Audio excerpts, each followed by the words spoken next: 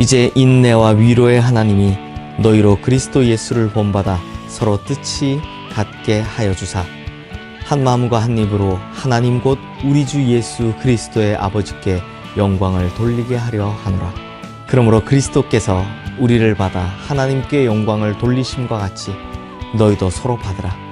내가 말하노니 그리스도께서 하나님의 진실하심을 위하여 할례의 추종자가 되셨으니 이는 조상들에게 주신 약속들을 견고하게 하시고 이방인들도 그 긍휼하심으로 말미암아 하나님께 영광을 돌리게 하려 하심이라 기록된 바 그러므로 내가 열방 중에서 주께 감사하고 주의 이름을 찬송하리로다 함과 같으니라.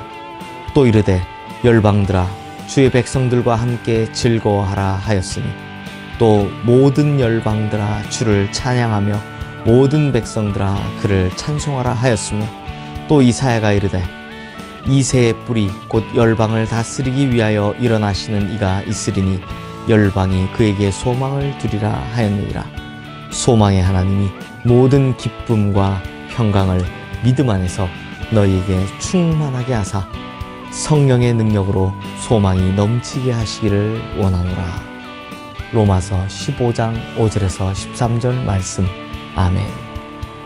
성도님들, 사도행전 6장을 보면 우리가 흔히 초대교회라고 부르는 이 초대교회의 대명사 바로 예루살렘 교회에 큰 시험이 생겼음을 볼 수 있습니다. 그 시험의 내용이 무엇이냐? 헬라파 유대인 출신의 과부들이 구제 사역의 대상에서 자신들만 제외되는 이 차별의 문제가 일어난 겁니다. 소동이 일어나고 분란이 일어난 것이죠. 다행히 초대교회는요, 이런 문제들을 참 잘 해결해 나갑니다. 그래서 최초의 선거 제도를 도입합니다. 그런데요, 이 선거에서 놀라운 결과가 벌어집니다. 수적인 다수를 차지하고 있었던 히브리파 유대인들이 수적으로 열세였던 헬라파 유대인들 선거를 했는데요. 이 헬라파 유대인들을 집사로 다 선출해서 이 구제 사역을 맡긴 것입니다. 그것도 스데반을 비롯한 7명의 집사를 세우는데 이 7명 모두가 다 헬라파 유대인들이었습니다. 뭐 우리 같으면 야 4대 3으로 하자, 아니면 뭐 동수로 하자, 뭐 이랬을 것 같은데 그런 것 없이 싹 다 헬라파 유대인들을 집사로 몰아 세워준 것입니다. 성도님들, 바로 이것이 교회다운 결정입니다. 내 쪽에서, 내 편에서만 생각하지 않고 항상 상대 입장에서, 그것도 약한 자의 입장에서 생각하는 것입니다. 어제 우리가 보았듯이 그러면 교회가요, 시험 들 일이 없는 것입니다. 성도님들, 사실 사도 바울 당시에 소아시아와 유럽에 세워졌던 초대교회는 이 유대인과 이방인의 문제가 상당히 심각했었습니다. 앞서 우리가 보았던 이 먹는 문제나 특별한 날을 정하는 문제도 사실은 유대인과 이방인들 사이의 갈등과도 연관이 있는 것입니다. 그러다 보니 초대교회 교인들 중에는 유대인과 이방인들은 도무지 하나가 될 수 없다, 그냥 각각 따로 이렇게 생각하는 사람들이 많았었습니다. 하지만 유대인도 예수를 믿고 교회 안으로 들어왔고 이방인도 예수를 믿고 교회 안으로 들어왔습니다. 그러면 이제 어떻게 해야 합니까? 뭐 그냥 각각 따로 그렇게 예배 드립니까? 뭐 하나는 2층에서 예배 드리고 한 부류는 뭐 1층에서 예배 드립니까? 아니죠. 아무리 달라도 한 주님을 믿는 사람들이라면 예수 그리스도 안에서 하나가 되어야 하는 것입니다. 그래서 사도 바울이 권면을 합니다. 먼저 예수님께서는 유대인을 구하시려고 유대인의 종이 되셨다라는 것입니다. 오늘 보면 8절 말씀 보십시오.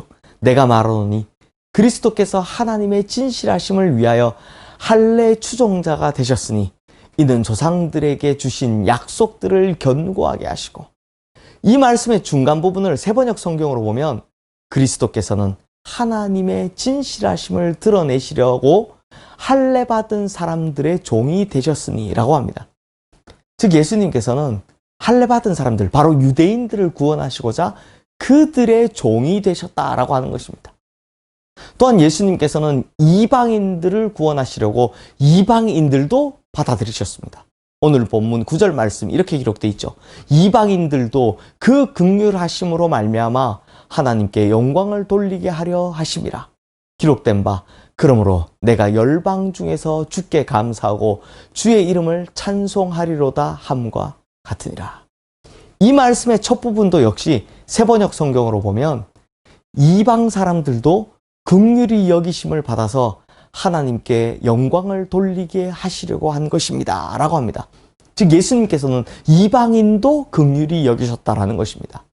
그들이 구원받음으로써 하나님께 영광을 돌리게 하셨다라는 것이죠. 그러므로 사도 바울의 논지는 예수님께서는 유대인들도 이방인들도 다 받아들이셨다라는 것입니다.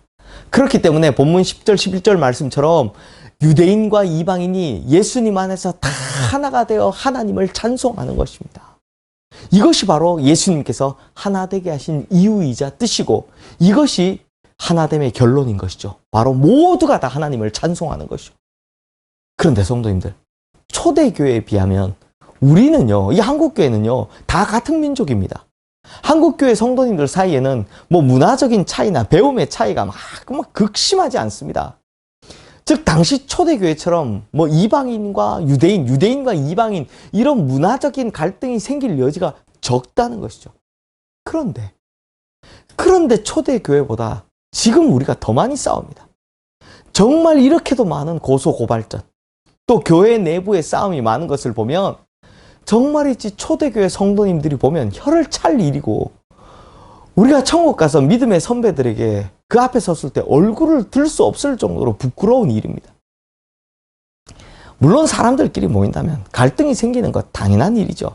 하지만 예수님 안에서 모이면 갈등이 없어야 정상인 것입니다. 그러니 교회 안에서는 부자나 가난한 사람, 지식인과 무식한 사람, 나이 든 사람과 젊은 사람, 남자와 여자, 정치적인 견해가 다른 사람, 하여튼 누구라도 우리가 용납하지 못할 사람은 아무도 없다라는 것입니다. 사랑하는 성도님들, 예수님께서 우리의 죄를 다 짊어지시고 십자가에서 죽으심으로 우리 죄가 사함받았다라는 것을 믿으십니까? 그래서 우리의 옛사람이 예수님과 함께 죽고 이제는 예수님의 새 생명으로 사는 것을 믿으십니까? 이것이 믿어진다면 믿어지는 이 믿음은 바로 기적입니다.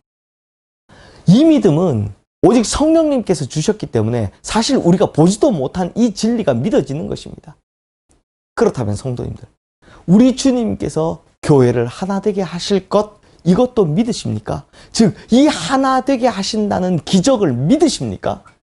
당연히 아멘입니다. 그리고 이것도 성령님께서 믿어지게 하실 줄 믿습니다. 이제 오늘 본문 5절 말씀 함께 보겠습니다. 이제 인내와 위로의 하나님이 너희로 그리스도 예수를 본받아 서로 뜻이 같게 하여 주사.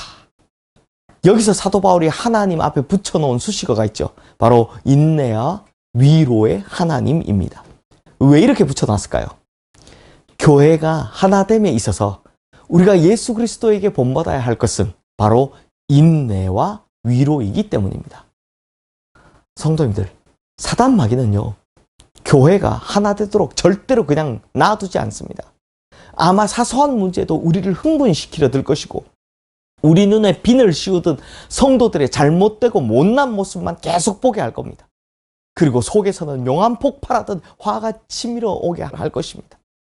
그렇지만 이럴 때일수록 우리에게 필요한 것은 하나됨의 기적에 대한 강한 확신과 인내인 것입니다. 이 믿음이 필요하다는 것이죠. 그러므로 하나됨에는 반드시 인내심이 필요합니다. 그리고 하나님의 위로하심이 우리를 견디게 하실 것입니다. 그래서 인내와 위로의 하나님이 필요한 것이죠. 교회는 참 다양한 사람들이 모여 있습니다.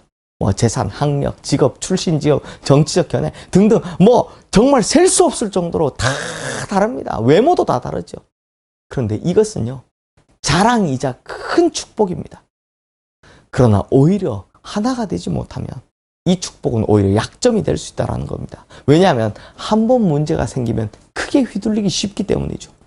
그러므로 하나됨을 훈련하시길 바랍니다.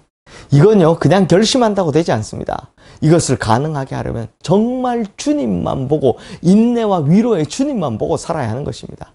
하지만 이렇게 힘든 일일지라도 우리에게 하나됨의 소망이 있다면 이 하나됨의 기적은 우리에게, 우리 교회에 반드시 일어나게 될 것이라 믿습니다. 그래서 오늘은 13절 말씀 우리 함께 읽으면서 오늘 매일 묵상 마치도록 하겠습니다. 소망의 하나님이 모든 기쁨과 평강을 믿음 안에서 너희에게 충만하게 하사 성령의 능력으로 소망이 넘치게 하시기를 원하노라. 아멘. 기도하겠습니다. 하나님 아버지, 우리에겐 정말 하나됨의 소망이 있습니다. 그리고 하나됨을 믿습니다. 이 믿음으로 말미암아 하나 된다라는 이 기적의 역사들이 일어나게 하여 주시옵소서. 이 소망으로 말미암아 주님께서 하실 이 하나됨의 기적이 우리에게 일어나게 하여 주시옵소서. 절대로 이 소망을 포기하지 않게 하시고 이 소망이 이루어지는 날까지 우리는 늘 인내와 위로의 하나님만 보고 살아가게 하여 주시옵소서. 예수 그리스도 이름으로 기도드리옵나이다. 아멘.